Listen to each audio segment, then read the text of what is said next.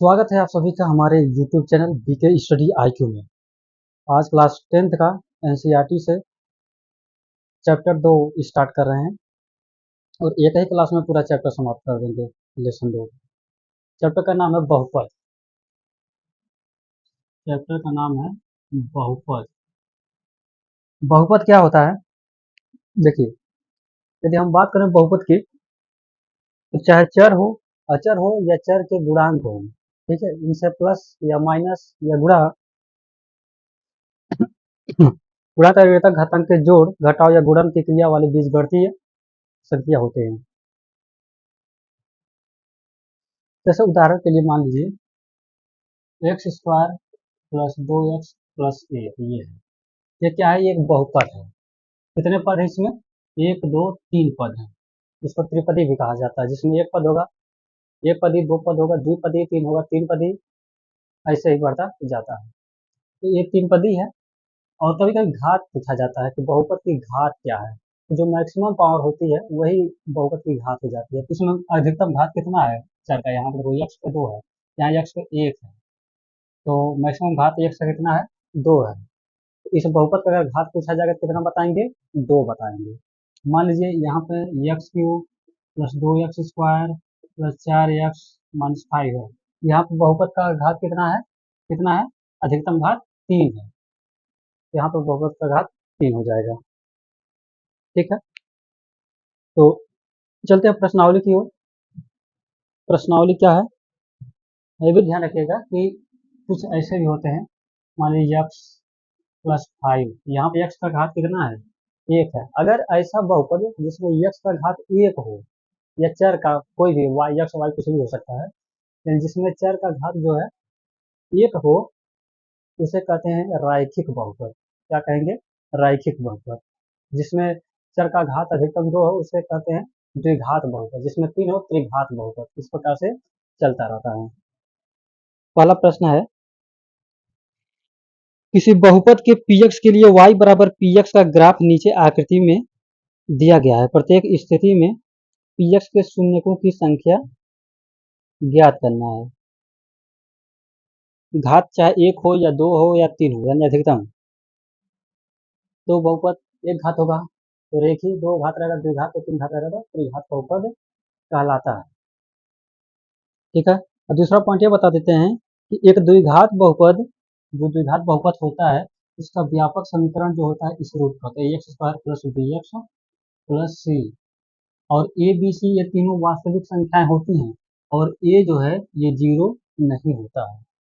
ये क्या है? एक्स स्क्वायर का गुणांक ए है, एक्स का गुणांक बी है, और ये सी जो है ये अचर पद है, यानी इसमें कोई एक्स वाई नहीं रहेगा। ठीक है, एक बहु एक बहुपद px के शून्यक, px के शून्यक, एक बहुपद px के शून्यक उन बिंदुओं x के निर्देशांक होते हैं, उन बिंदुओं x के निर्देशांक होते हैं, निर्देशांक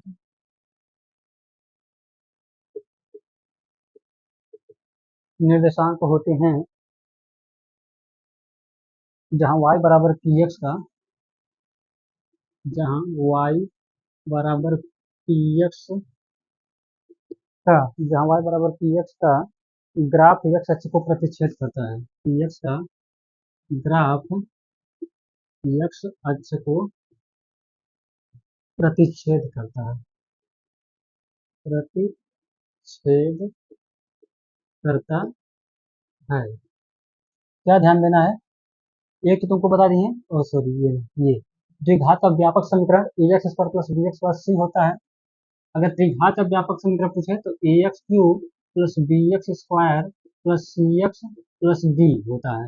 यहाँ पे a b c d ये चारों जो संख्याएं वास्तविक संख्याएं होती हैं, और यहाँ पर भी a जो है 0 के बराबर नहीं होता है। ठीक है, द्विघात का व्यापक समीकरण ये होता है, और त्रिघात का व्यापक समीकरण ये होता है। और क्या बता दिए कि एक बहुपद px के शून्यक उन बिंदुओं x के निर्देशांक होते हैं जहां y बराबर px का ग्राफ x अक्ष को प्रतिच्छेद करता है। जैसे मान लीजिए ये पढ़ते हैं चतुर्थांश, ये होता है एक्स अक्ष का पॉजिटिव, ये होता है एक्स अक्ष का निगेटिव डायरेक्शन, ये होता है वाई अक्ष का पॉजिटिव और ये होता है वाई अक्ष का निगेटिव डायरेक्शन। ठीक है, अब मान लीजिए कोई रेखा है, मान लीजिए ये रेखा है, ठीक है, तो यहाँ पे पूछा जाए यदि कि कितने इसके शून्यक होंगे, समीकरण के कितने शून्यक होंगे, तो यक्ष अक्ष को जितनी बार प्रतिच्छेद करता है वही उसके शून्यक हो जाते हैं। तो यहाँ पे कितना बार प्रतिच्छेद किया है यक्ष अक्ष को, देखो यक्ष अक्ष ये है, एक यहाँ पे काट दिया है और यहाँ पे काटा है, यानी इसके दो शून्यक, इसके कितने शून्यक हो जाएंगे, दो शून्यक हो जाएंगे। प्रश्न में आगे जैसा आएगा बता देंगे।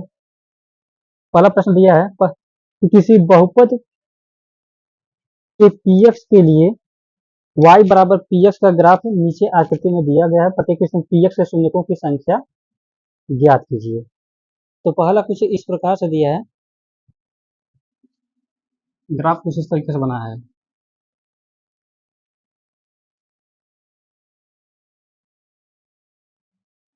ये मूल बिंदु होता है O, ये x का पॉजिटिव होता है, x का निगेटिव होता है, y का पॉजिटिव होता है, y का निगेटिव होता है, और इसी का बताना है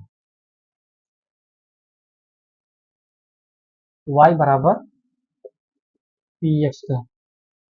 तो क्या हो जाएगा, x अक्ष को कितने बार काट रहा है, कहीं काट रहा है x अक्ष को, नहीं काट रहा है, इसके शून्य की संख्या हो जाएगी जीरो, शून्य की संख्या क्या हो जाएगा, जीरो, इसका आंसर हो जाएगा जीरो। बता दिए ना, यही समझो, यही नोट ध्यान रहे, एक बहुपद px के शून्य को उन बिंदुओं यक्ष के निर्देशांक होते हैं जहां y बराबर px का ग्राफ यक्ष अक्ष को प्रतिच्छेद करता है। तो यक्ष अक्ष को जितना बार काटेगा उतने उसके शून्य होंगे, तो यहाँ पर कोई यक्ष अक्ष को कहीं नहीं काट रहा है, इसलिए इसके निर्देशांक कितना हो जाएगा, जीरो हो जाएगा। अगला दिया है कुछ इस प्रकार से बना दिया है, अगर ये नहीं समझ में आया तो अगला समझ लीजिए। जैसे ये बता दिया ना, तो कोई यक्ष को कितने बार काटा है, दो बार, इसके शून्य दो हो जाएंगे। एक और बना दिया है, इसी का दूसरा प्रश्न है, कुछ इस प्रकार से, कुछ इस प्रकार से बनाया है रेखा, और इसमें शून्यकों की संख्या पूछे, तो देखिए यक्ष को कितने बार काटा है, कितने बार काटा है यक्ष को, केवल एक बार काटा है, तो यहाँ पर शून्य की संख्या कितनी हो जाएगी, शून्य की संख्या एक हो जाएगा, एक बार काटा है। तो अब उम्मीद करते हैं कि कितने प्रश्न हैं इसमें, टोटल 6 प्रश्न था। एक और बता देते हैं, तीसरा बता दे रहे हैं यहाँ पे, इसको मिटा देते हैं, उम्मीद करते हैं समझ में आ गया होगा।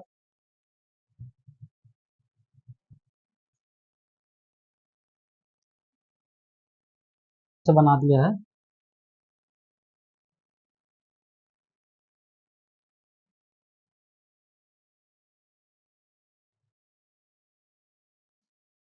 इस प्रकार से,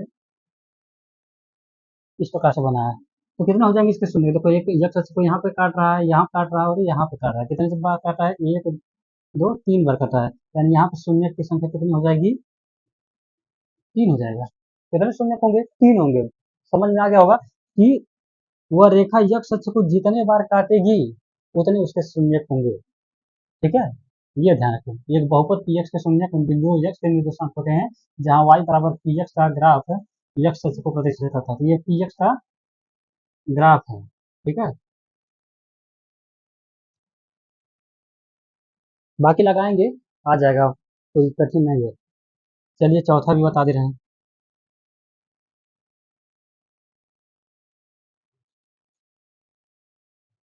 चौथा कुछ इस प्रकार से बनाया है, देखिए कुछ इस तरीके से बना दिया। तो देखो यक्ष अक्ष को कितने बार, ये यक्ष अक्ष होता है, ये वाई अक्ष होता है, जो हॉरिजॉन्टल यानी जो क्षैतिज रेखा है ये यक्ष अक्ष होता है, और जो ऊर्ध्वाधर रेखा है इसको वाई अक्ष कहते हैं। ठीक है, तो यक्ष अक्ष को देखो यहाँ पर दो बार काट रहा है, इसके शून्यकों की संख्या कितनी हो जाएगी, दो हो जाएगी, इसके शून्यक हो जाएंगे दो। ठीक है, ये आंसर हो जाएगा। अगर कारण पूछे तो ये भी लिख सकते हैं, क्योंकि ये जो यक्ष रेखा है ये यक्ष को दो जगहों पर प्रतिच्छेद कर रहा है, ये रीजन लिख सकते हैं।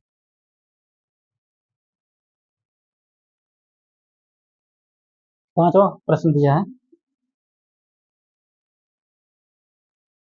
कुछ इस प्रकार से,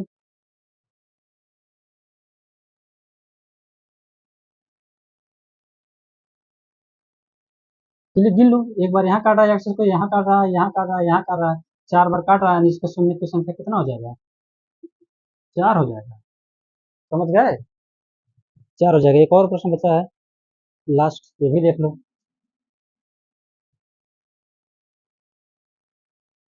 6वां प्रश्न भी देख लीजिए। 6वां प्रश्न क्या है? ये ध्यान रहे, ये हॉरिजॉन्टल लाइन एक्स एक्स है और ये वर्टिकल लाइन वाई एक्स होता है। ये इस प्रकार से बनाया हुआ है। तो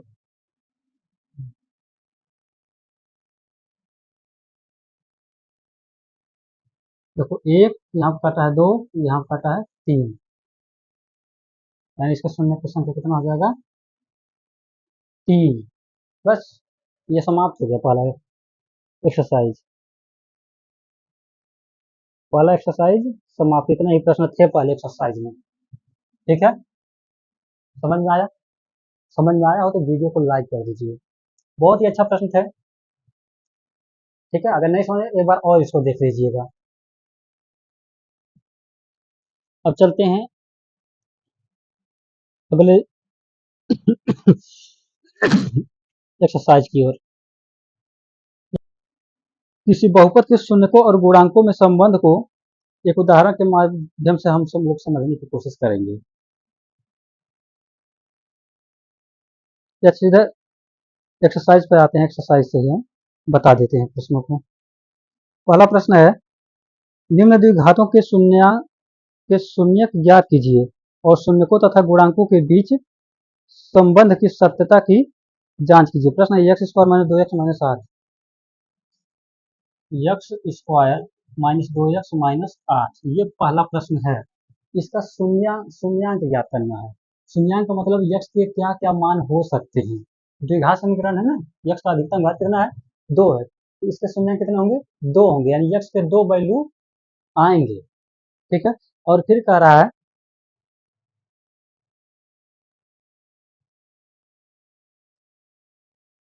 और शून्यांकों तथा गुणांकों के बीच में संबंध की सत्यता की जांच कीजिए।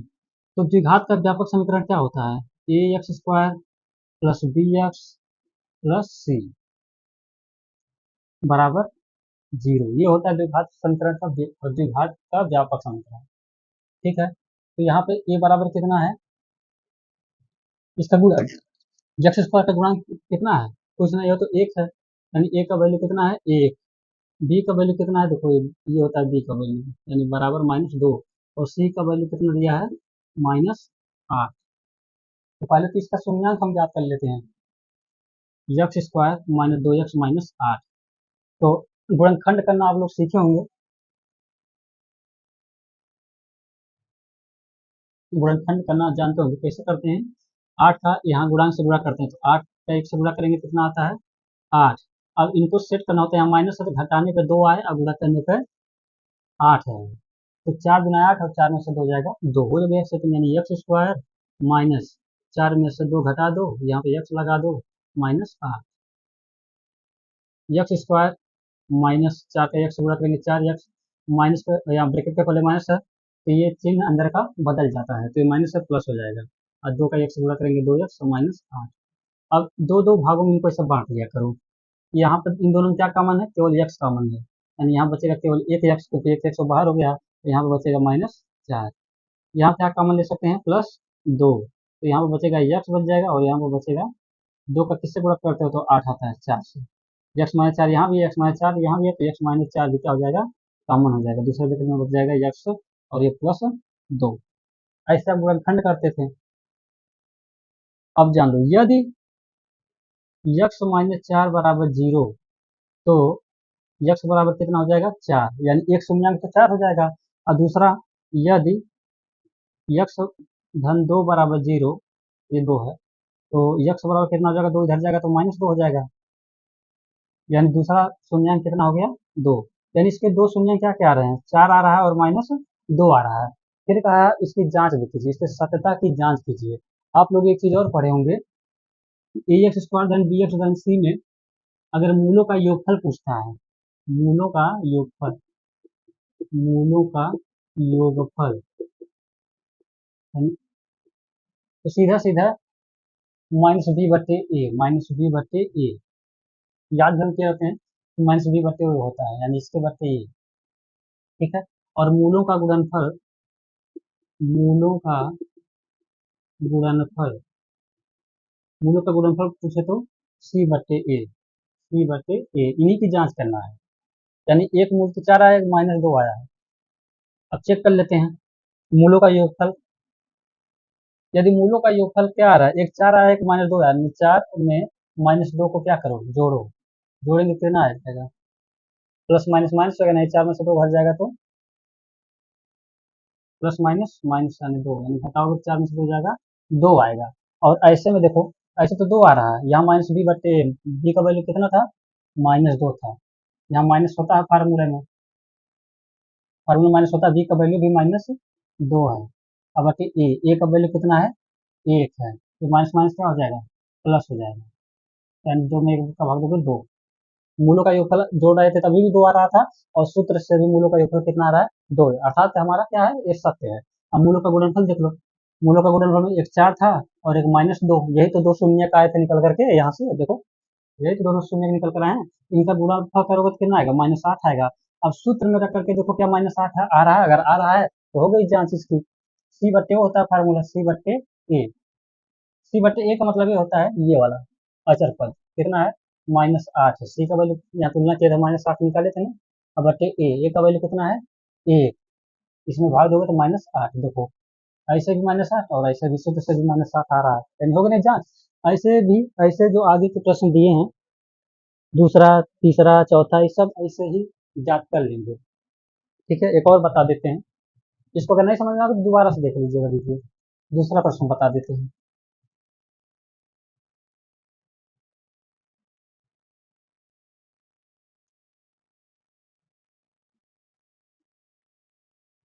दूसरा प्रश्न है, दूसरा तो वैसे आप लोग लगा लें, लेकिन बता दें, 4x² मतलब 4x plus 1, 4x² minus 4x plus 1, 45 नहीं है, यस है, ध्यान दीजिएगा। तो क्या हो जाएगा, इनके गुणनखंड कर लीजिए।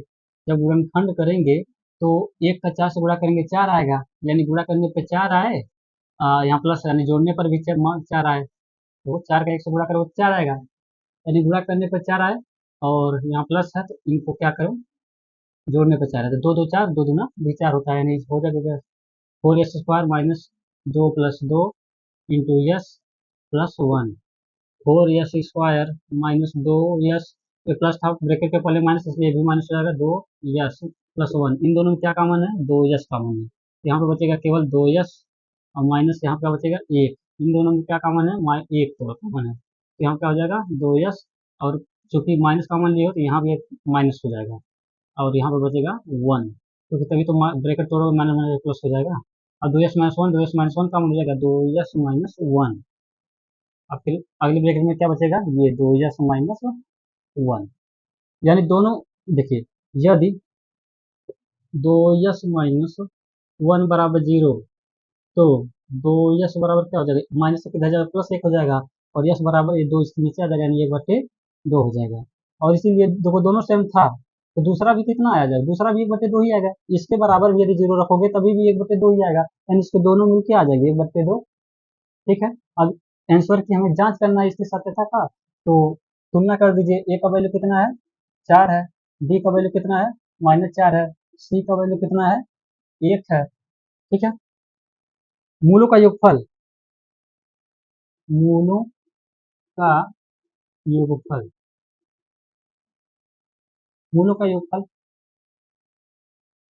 अब फिर मूलों का गुणनफल, मूलों का गुणनफल, तो मूलों का योगफल क्या है, 1/2, एक मूल है, दूसरा मूल भी 1/2 है, दोनों को जोड़ोगे तो क्या आएगा, 1 1, 2/2, क्योंकि हर समान है, कट करके कितना हो गया 1, यानी मूलों का योगफल आ गया 1, ठीक है। अब सूत्र से देखो कितना आ रहा है, मूलों का योगफल का सूत्र जानते हो, माइनस बी बटे ए होता है, बी का वैल्यू कितना है, -4, और माइनस पहले से भी 1 होता है, तो माइनस माइनस प्लस हो जाएगा, देखो -4 यहाँ लिखोगे, और बट्टे में ए का वैल्यू कितना है, 4, ये माइनस माइनस प्लस हो गया, 4/4 कर करके कितना हो जाएगा, एक, ऐसे भी एक आया था और ऐसे भी एक आ रहा है, हो गई जांच। अब यहाँ मूलों का गुणनफल कर लेंगे, 1/2 गुणे 1/2 गुणा करेंगे तो 1/4 हो जाएगा। और सूत्र से करेंगे C/A होता है सूत्र, तो C का वैल्यू कितना था, 1 था, और A का वैल्यू कितना था, 4। सूत्र से भी कितना आ रहा है, 1/4। हो गई जांच। ऐसे ही सारे सवाल लगाने हैं इसमें के। तो दूसरा लगा दिए, तीसरा आप लोग लगाइएगा। तीसरा में कुछ इस तरीके से 6x² minus 3x, 6x² minus 3 minus 7x, तो ए इसमें कितना होगा, ये 6 है, बी यक्स का गुणांक बी होता है, यक्स स्क्वायर का गुणांक ए होता है और यक्स का गुणांक बी होता है, और जिसमें यक्स वाई नहीं होते हैं, यानी जो केवल अचर होता है वही सी होता है। ठीक है, इसको ऐसे भी लिख सकते हो, क्रम बदल सकते हो। यक्स 6x² माइनस 7x, अब इसको लास्ट में लिख दो -3, हो गया इस तरीके से। अब गुणनफल का 6 तरीक कितना होता है, 18, यानी गुणा करने पर 18 है, यहाँ माइनस है ना, तो घटाने पर 7 आए, तो 9 दूना 18, 9 में से 2 जाएगा तो 7 बचेगा, तो मान दोनों का निकाल लीजिएगा। ठीक है, या इसको भी बता दूं। ठीक है, नहीं आएगा तो कमेंट में आप पूछ लीजिएगा। ठीक है, ये सरल सवाल है, अब हर एक सवाल लगाएंगे तो समय ज़्यादा लगेगा, तो इसलिए कुछ अलग ट्राई को बता दे रहे हैं। चौथा बता देते हैं, चौथा प्रश्न आपको हम बताने का प्रयास करते हैं।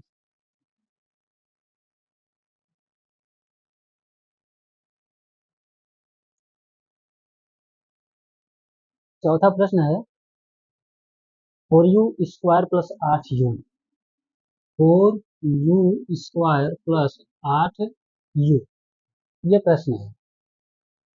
द्विघात है तो 2 शून्य का आएंगे, तो यहाँ क्या कॉमन है, 4u कॉमन है, 4u कॉमन ले लोगे तो यहाँ पर बचेगा केवल u, और प्लस यहाँ पर बचेगा केवल 2। अब यदि 4u बराबर 0, तो u बराबर क्या हो जाएगा, 4, यहाँ नीचे आएगा, 0 में 4 से भाग दोगे तो क्या हो जाएगा, u बराबर भी 0 ही आ जाएगा। और यदि u प्लस 2 बराबर 0, तो u बराबर कितना आ जाएगा, 2 इधर जाएगा तो -2 हो जाएगा, यानी एक शून्य 0 आया, दूसरा कितना आ गया, -2 आ गया। लग गया ये। अब जांच कर लीजिए अपने उत्तर के मूलों का योगफल, यानी 0 में ये -2 को क्या करो, जोड़ो, प्लस माइनस, यानी 0 में -2 जोड़ेंगे कितना आएगा, -2 ही आएगा। और सूत्र से भी देख लीजिए, सूत्र का क्या होता है, -b/a। ध्यान रखिएगा ये सूत्र, मूलों का योगफल -b/a और मूलों का गुणनफल c/a।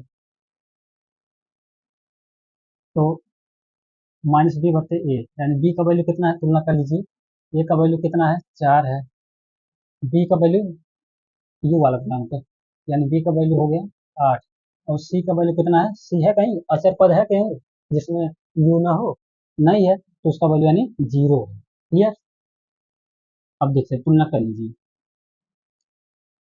b का वैल्यू कितना है, 8 है, सूत्र में माइनस होता ही है, b की जगह पर 8 रखो और a का वैल्यू 4 है, 4 से भाग दे दो, काट दोगे तो -2 आ जाएगा, ऐसे भी -2 आया था और सूत्र से भी -2 आ रहा है, हो गई जांच।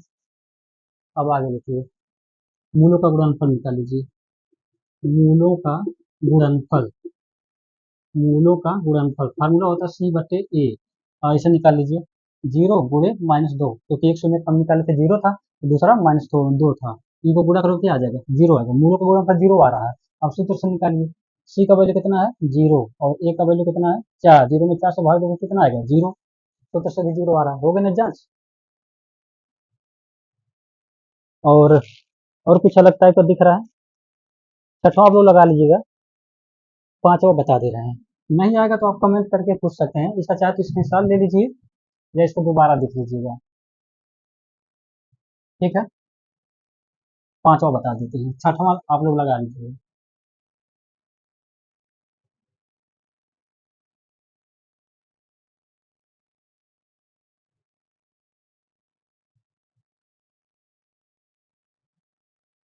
पांचवा प्रश्न, T² - 15, ये एनसीईआरटी से हम पढ़ा रहे हैं, T² - 15। आपको जो प्रश्न नहीं आया, आप इससे अदर बुक से भी पढ़ते हैं, तो उसको आप कमेंट में प्रश्न को दे सकते हैं। अब इसको लगाइए, देखो ये भी क्या है, बहुपद है, कितने पद का, 2 पद का है, 2 पद है इसमें। अब यहाँ पे टी का शून्य निकालना है, तो इसको कैसे करेंगे, 2 वैल्यू निकालना है, ऐसे भी लिख सकते हैं, T² माइनस रूट में 15 का स्क्वायर लिख सकते हैं, क्योंकि रूट में 15 का 2 बार गुणा करोगे तो 15 मिल जाएगा। अब a square minus b square formula लगा दो, एक ब्रैकेट में ए प्लस बी और दूसरे ब्रैकेट में ए माइनस बी, होता ना फार्मूला, फार्मूला रखोगे आ जाएगा। अब यदि ये बराबर जीरो कर लो, शून्य निकालना ना, शून्य निकालोगे तो ये जीरो हो गया। यदि टी प्लस रूट में 15 बराबर जीरो, तो टी बराबर क्या हो जाएगा, माइनस रूट में 15 हो जाएगा, ये इधर जाएगा माइनस हो जाएगा। और यदि टी माइनस रूट में 15 बराबर जीरो, तो टी बराबर क्या हो जाएगा, तो माइनस हो जाएगा प्लस हो जाएगा, यानी रूट में 15 है। यानी दोनों शून्य शून्य क्या क्या आ रहे हैं, एक आ रहा है रूट में 15 माइनस रूट में 15, और एक आ रहा है प्लस रूट में 15। तो अब आंसर की जांच के लिए मूलों का योगफल निकालिए। दो मूल आए थे, एक मूल माइनस रूट में 15 था और दूसरा प्लस 15 था, इन दोनों को जोड़ोगे माइनस प्लस को क्या आ जाएगा, जीरो आएगा। अब सूत्र से निकाल लीजिए, सूत्र में तुलना कर लीजिए, ये बराबर कितना है, इससे तुलना करेंगे, यक्स की जगह पर टी है, टी स्क्वायर का गुणांक ए होता है, ठीक है, तो यानी एक है, यहाँ कुछ नहीं है तो क्या है, एक है, ध्यान दीजिएगा, यहाँ कुछ नहीं है तो एक है। बी का वैल्यू क्या है, यक्स का गुणांक बी होता है, यक्स का, यानी यक्स की जगह यहाँ टी है तो टी है कहीं, टी का गुणांक टी है ही नहीं, तो समझो जीरो है बी का गुणांक, ठीक है। अब सी का गुणांक, सी यानी अचर पद वाला, अचर पद, इसमें यक्स वाई या टी कुछ नहीं है, यही अचर पद है, यानी सी का वैल्यू कितना है, -15 है, ठीक है। माइनस बी बटे होता है, बी का वैल्यू जीरो है और ए का वैल्यू एक है, तो जीरो में एक का भाग दोगे तो यही जीरो आएगा, ऐसे भी जीरो आया था, सूत्र में भी रखने पर भी जीरो आ रहा है। अब मूलों का गुणनफल देख लो, यानी माइनस रूट में 15 का गुणा करोगी रूट में 15 का, तो रूट में 15 का रूट में 15 से गुणा करोगी तो रूट खत्म हो जाएगा, यानी -15 आंसर आ जाएगा, क्योंकि माइनस का प्लस से गुणा करोगे माइनस आएगा, और रूट में 15 का रूट में 15 से गुणा करोगे तो रूट समाप्त हो जाएगा।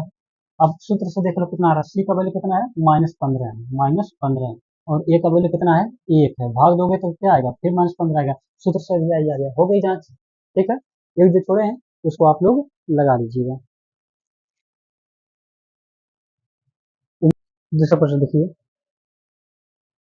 क्या क्या दिया है, दिया है कि वह द्विघात बहुपद ज्ञात कीजिए जिसके शून्यकों का योग तथा गुणनफल क्रमशः दी गई है। शून्यकों का योग और गुणनफल दिया है, दूसरे का पहला प्रश्न बता दे रहे हैं। शून्यकों का योग और गुणनफल दिया है, योग दिया 1/4 और गुणनफल दिया है -1, ये शून्यकों का योगफल है और ये शून्यकों का गुणनफल है। तो हम जानते हैं द्विघात का व्यापक संग्रह क्या होता है, ax² + bx + c, यही होता है। अगर हम मान लें कि इसके दो मूल, दो द्विघात है तो दो मूल होते ही हैं, मान लीजिए एक मूल अल्फा और दूसरा मूल मान लीजिए बीटा है, ठीक है, एक मूल अल्फा और दूसरा बीटा है, तो मूलों का योगफल क्या होता है, अल्फा प्लस बीटा, मूलों को जोड़ते हैं तो फार्मूला क्या आता है, -b/a, यही तो फार्मूला बनता है। अब मूलों का योगफल दे दिया है, तो एक मूलों का योगफल और ये मूलों का गुणनफल है, यानी 1/4 बराबर क्या दिया है, -b/a। अब मूलों का गुणनफल क्या दिया है, मूलों का गुणनफल, अगर मान लीजिए इसके दो मूल अल्फा बीटा है तो मूलों का योगफल अल्फा धन बीटा हो गया, और मूलों का गुणनफल क्या हो जाएगा, अल्फा इंटू बीटा, और ये फार्मूला होता है c/a, यानी मूलों का गुणनफल तो दिया है -1, यानी -1 रख दो, इन दोनों का गुणनफल 1 दिया है, अब बराबर c/a। इसके नीचे चाहो तो एक भी लिख सकते हो, एक और लिख सकते हो, ठीक है। अब तुलना करेंगे तो देखिए b का वैल्यू हो जाएगा, यहाँ चूंकि माइनस है, यहाँ चूंकि माइनस है तो यहाँ पर मान लीजिए -1 b का वैल्यू, a का वैल्यू मान लीजिए कितना है,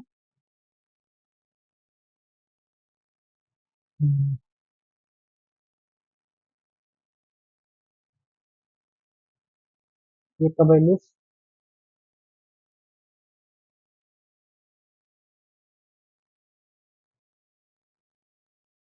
a का वैल्यू कितना दिया है, हाँ, तुलना करेंगे तो b का वैल्यू -1 का हो जाएगा और a का वैल्यू कितना हो जाएगा, 4 हो जाएगा। यहाँ से भी तुलना करेंगे तो क्योंकि a का वैल्यू 4 यहाँ से आ रहा है, तो यहाँ पर a का वैल्यू 4 बना दो, 4 से अगर ऊपर नीचे हम गुणा कर देते हैं तो ये भी 4 हो जाएगा और ये भी 4 हो जाएगा, ठीक है।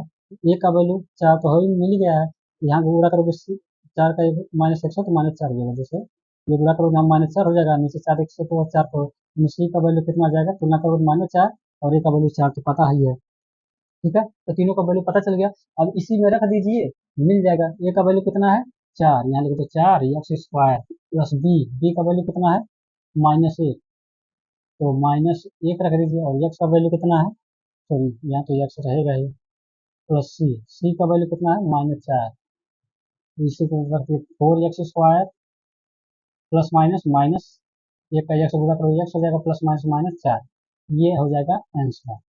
ये पहले का आंसर हो जाएगा। ऐसे तुलना कर लेंगे, देख लीजिए, ध्यान से समझ लीजिए। एक और समझा दे रहे हैं, इसका चार्ट स्क्रीन ले लीजिए।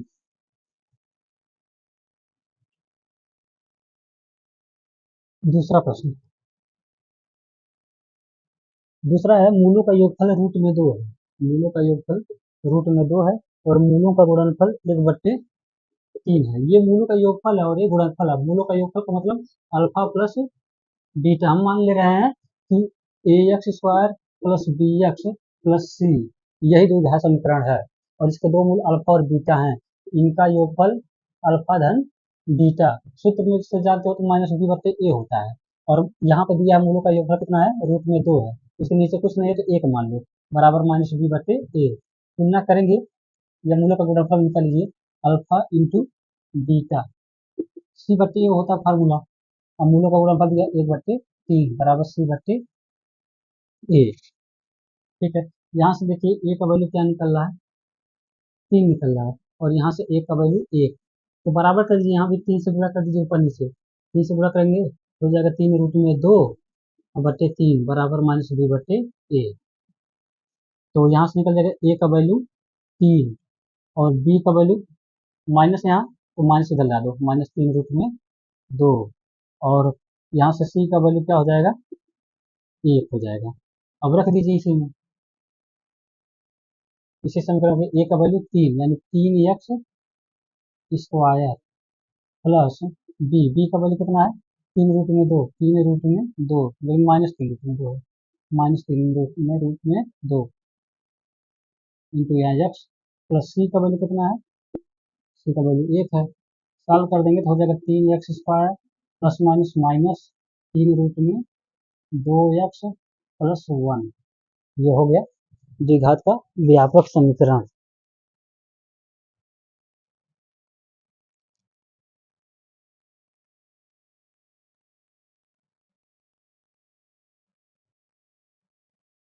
ठीक है, क्लियर, समझ में आया। तो ऐसे क्या करना है, देखिए जरा समझ लीजिए। ये दिया है सवाल में मूलों का योगफल और ये कह दिया ये मूलों का गुणनफल, यानी वह समीकरण ज्ञात करना, वो द्विघात समीकरण ज्ञात करना है जिसके मूलों का योगफल रूट में 2 है और मूलों का गुणनफल इतना है। तो हम मान लिए कि वह समीकरण यह है। ठीक है, अब इसका मान लीजिए मूल जो है अल्फा और बीटा है, तो हम जानते हैं अल्फा और बीटा अगर दो मूल है तो इनका योगफल -b/a होना चाहिए, फार्मूला जानते ही हैं। और मूलों का गुणनफल नहीं, अगर अल्फा और बीटा को गुणा करते हैं तो c/a आना चाहिए। तो यहाँ पे देखो मूलों का, लेकिन योगफल दिया हमारा रूट में 2, तो यहाँ पर रूट में 2 रख दिए, नीचे कुछ नहीं, एक लिख दिए और तुलना कर दी -b/a से। अब मूलों का गुणनफल 1/3 सवाल में दिया है, अब बराबर c/a। यहाँ से देख रहे हैं a का वैल्यू 3 है और यहाँ से देख रहे हैं a का वैल्यू 1 है, तो इन दोनों को बराबर कर दो। यहाँ 3 है तो ये भी 3 कर दो, 3 से ऊपर नीचे गुणा करो, कर दोगे तो हो जाएगा। तो 3 से यहाँ गुणा करो, 3 रूट में 2 हो जाएगा, नीचे भी 3 हो जाएगा। a का वैल्यू हो गया 3 और b का वैल्यू हो जाएगा 3 रूट में 2, माइनस था इसलिए माइनस यहाँ लगा दो। और a का वैल्यू 3 तो पता चल ही गया, c तो से तुलना करोगे तो c का वैल्यू 1, यानी a b c तीनों का वैल्यू तुलना करके निकाल दिए। अब इसी में रख दो a और b और c का वैल्यू, रख दिए, a की जगह 3 रख दिए, b की जगह पर -3 रूट में 2 रख दिए और c की जगह पर 1 रख दिए। आगे हमारा ये आंसर। अब इसी प्रकार से आप लोग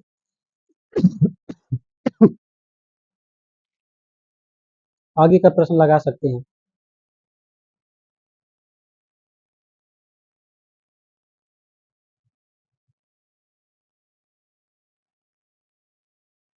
इसमें कठिन कौन सा लग रहा है, बाकी आप लोग लगा लीजिएगा, कुछ कठिन नहीं है।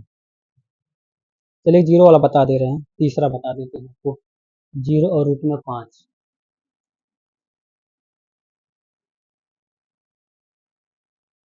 यानी मूलों का योगफल दे दिया है 0 और मूलों का गुणनफल दे दिया है रूट में 5। ये तीसरा प्रश्न बता रहे हैं, दूसरे का तीसरा प्रश्न। अब हमको वह द्विघात समीकरण ज्ञात करनी है। तो मूलों का योगफल क्या होता है? अल्फा प्लस बीटा बराबर माइनस बी बट्टे ए। कितना है? 0 बराबर माइनस बी बट्टे ए। ठीक है। अब मूलों का गुणनफल क्या होता है? अल्फा इंटू बीटा बराबर सी बट्टे ए, सी बट्टे ए। और यहाँ पर दिया है मूलों का गुणनफल रूप में 5 है बराबर सी बट्टे ए। इसके नीचे एक भी लिख सकते हैं, कोई दिक्कत नहीं है। ए का वैल्यू 1 है, यहाँ भी 1 लिख दो, 0 में से वैल्यू 0 ही आएगा, यानी ए का वैल्यू हो गया 1 और बी का वैल्यू हो गया, यहाँ दो माइनस था, तुलना करोगे तो ये 0 हो जाएगा। और सी का वैल्यू कितना हो जाएगा? रूट में 5। अब रख दो यहाँ पे इस समीकरण में a x square plus b x plus c. A का वैल्यू कितना है? 1, यानी 1 का एक्स स्क्वायर होगा तो एक्स स्क्वायर आ जाएगा, प्लस बी एक्स, बी का वैल्यू 0 है, प्लस 0 एक्स प्लस सी का वैल्यू कितना है? रूट में 5 है, यानी एक्स स्क्वायर 0 के यहाँ गुणा करोगे तो 0 हो जाएगा पूरा, बचेगा रूट में प्लस 5। ये हो जाएगा इसका आंसर। उम्मीद करते हैं कि आपको अच्छा लगा होगा, पसंद आया होगा, और वीडियो को खूब लाइक कीजिए और शेयर भी कर दीजिए अपने दोस्तों के पास। ठीक है। और जो नहीं आएगा आप कमेंट करके पूछ सकते हैं। ठीक है, मिलेंगे फिर अगले दिन अगले एक्सरसाइज के साथ।